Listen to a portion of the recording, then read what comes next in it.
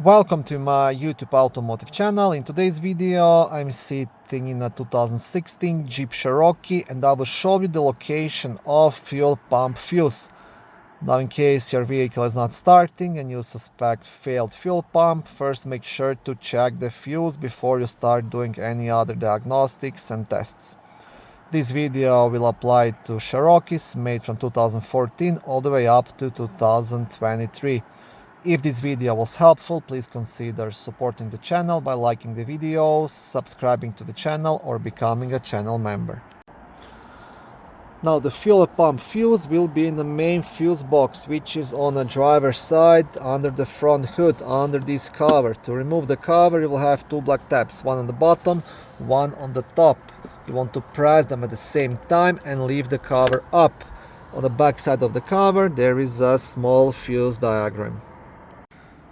Okay, now if you own a 2014 Cherokee, then you want to check only fuse number F30, which is 10 amperage fuse here. But if you own 2015 to 2023, you want to check this one, and you want to check fuse number F43, which is responsible for power to fuel pump motor, which is a 20 amp fuse located here.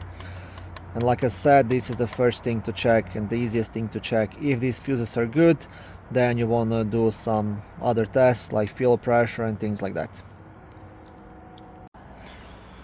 Thank you for watching this video. I hope it was helpful and educational. If it was, please like it and consider subscribing to my YouTube automotive channel. On my channel there is lots of how-to videos, do-it-yourself videos, car reviews, product reviews and other similar automotive topics.